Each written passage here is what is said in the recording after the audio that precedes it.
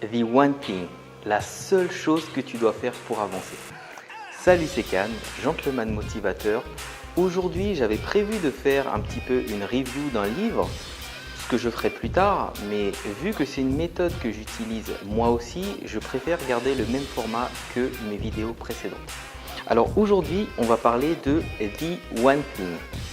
The One Thing, c'est un livre écrit par Gary Keller et Jay Papasan, mais c'est aussi une approche qui est très prisée des entrepreneurs, notamment de Romain Collignon du site Le Décodeur du Non-Verbal, que je vous invite à aller voir, qui pousse ses troupes sur un groupe Facebook dont je fais partie, toutes les semaines à faire leur One Thing.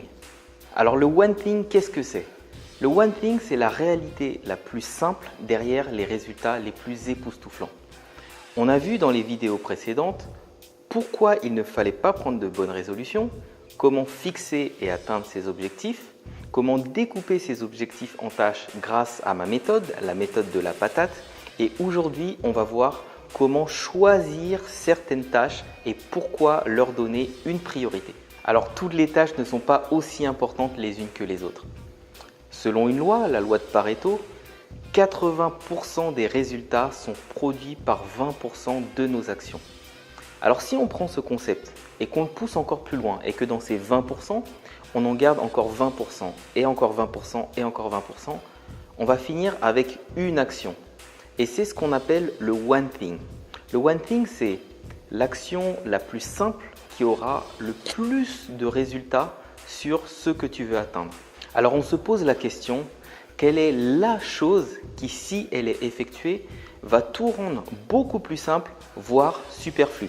On peut se poser aussi la question, quelle est la chose que je veux accomplir dans ma vie, ou encore quelle est la valeur que je veux apporter à mes clients? Effectivement, le plus important, c'est d'abord de trouver la bonne direction, c'est ce qu'on a vu dans ces objectifs, mais surtout dans la vision, et ensuite le meilleur moyen d'y parvenir.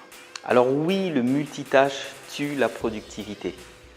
On n'est pas des ordinateurs, c'est pas comme un ordinateur qui, quand il est en multitâche, peut effectuer deux tâches en simultané. On va forcément devoir changer de contexte. C'est-à-dire qu'à partir du moment où tu travailles sur une tâche, si tu passes sur une autre tâche, tu vas vraiment perdre en productivité et ça, les chiffres parlent d'eux-mêmes. Alors très souvent, on a l'impression que lorsqu'on fait plein de choses à la fois, qu'on est quelqu'un d'ultra performant et ça a tendance à impressionner les gens. Et c'est un petit peu un de mes travers, c'est-à-dire que j'ai énormément de choses à faire et je dois régulièrement changer de contexte. Et effectivement, ça tue ma productivité. Alors il faut savoir aussi être garant de sa productivité. Ça veut dire respecter scrupuleusement son planning et savoir quelles sont ses priorités à soi pour pouvoir atteindre ses objectifs. Ça implique aussi de savoir dire non. Savoir dire non, je ne veux pas être dérangé. Oui, je me concentre sur une tâche très précise et je n'ai pas envie de changer de contexte. Il faut savoir que lorsque tu vas te concentrer sur ces tâches, si tu es dérangé par ton téléphone, par ton mail, par tes notifications, tu vas changer forcément de contexte. Alors, il faut pouvoir, dans les plages où tu dois être concentré sur tes actions, mettre de côté toutes ces distractions qui vont t'empêcher d'arriver à ta productivité et forcément d'atteindre tes tâches.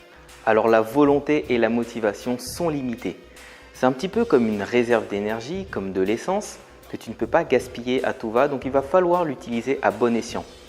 Il faut focaliser toute ton attention, toute ton énergie sur cette chose qui aura le plus d'impact sur tes objectifs, sur ton business, sur les choses que tu dois accomplir. Alors il faut penser grand, il faut être ambitieux, il faut que ce one thing, cette chose que tu vas faire qui aura le plus d'impact, serve la vision que tu as définie. Alors oui, bien entendu, il faut bien gérer son temps, mais il faut aussi accepter un petit peu de chaos là où c'est nécessaire.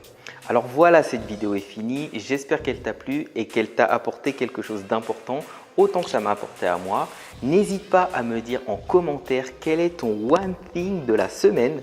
Moi, mon One Thing de la semaine, c'était de réaliser cette vidéo et mon One Thing de l'année, c'est justement de pouvoir t'aider toi, l'indépendant, l'entrepreneur, l'artiste et te pousser, te motiver à être une meilleure version de toi-même et surtout à la réussite. Si tu as aimé cette vidéo, n'hésite pas à mettre un pouce bleu, à la partager massivement à tous tes amis et à t'abonner à ma chaîne si ce n'est pas déjà fait pour que je puisse te stimuler au quotidien. Et comme je dis toujours, sois toi, crois en toi.